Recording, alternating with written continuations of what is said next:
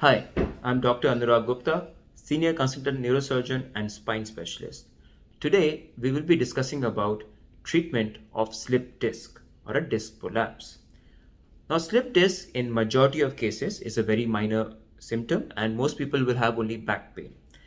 If there's only back pain without any pain or numbness in your legs or your arms, the treatment in most cases is just conservative with maybe a painkiller to bide over the time when you have pain, some exercises, physiotherapy, and overall a lifestyle change, losing weight, and making your spine and your back stronger.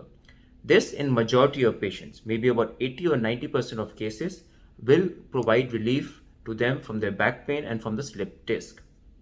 However, in cases where there's a large piece coming out like this, which is causing pressure on the nerves or causing weakness, the treatment may be again conservative. If there's only numbness or there's only numbness, only pain, or it's called a radiculopathy in your legs, and there is no weakness, then the first line of treatment is always again conservative, where again the patient is put on some painkillers, some supportive care, maybe given exercises, physiotherapy, and the purpose of this is normally that, as we can see here, the disc contains a lot of fluid. This also happens in our real life. The disc is containing like a fluid-like material. And as we give it time, the disc fragment which has come out may shrink in size or even may sometimes go back inside and relieve the pressure on the nerves. And once the pain is relieved, when the symptoms are released, the patient can go back to his normal life.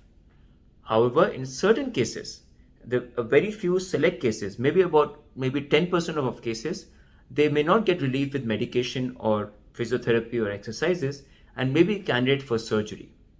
Now, there are only three clear-cut indications for surgery.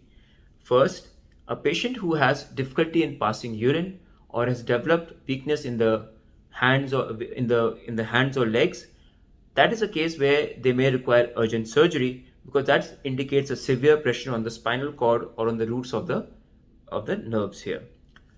In patients who have progressive weakness, that means suppose you had pain and followed by your foot starts becoming weaker. You see that over time your foot is getting more and more weaker, your toe is getting weaker. They may again require surgery to remove that piece of disc which is causing pressure on the nerve root to give them relief and provide them cure of the symptoms. But majority of patients, like I said before, normally have pain, and they also have pain which goes down your leg, which is called a radicular pain.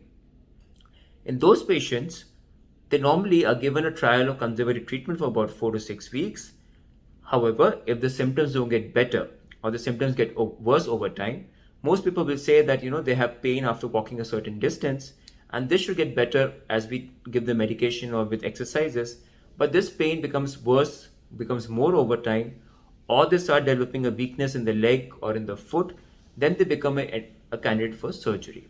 Otherwise, if you see in all the disc prolapses which we encounter every day, majority of patients, I'm talking about 80 or 90% of patients, do get better with medication, exercises, physiotherapy, lifestyle change, and some rehabilitation. Now, suppose you do require a surgery, then what has to be done? Now, as we see, what has happened, a small disc piece has come out and it's pressing on the nerve root. So the most commonly done surgery for a disc prolapse is called a microdiscectomy. Now, today, this is done by a very minimally invasive method where we normally give incisions which is about 2 centimeters, about this big in size. That's all an incision has to be given in the spine. And by using specialized methods, either a microscope or an endoscope, the fragment which is coming out and pressing on the nerve and causing symptoms is released, is removed, and the patient gets relief immediately because the nerve gets free. But unfortunately, there is a lot of, let's say, misbelief, a lot of fear about spine surgeries that you don't get better, you don't get this. But in the right case, with the right indication, and definitely the right surgeon, you can have 100% cure of your symptoms. And a lot of patients go around with their pain in their daily life, a limitation in the activities, a limitation in the quality of life, which can get better with correct surgery.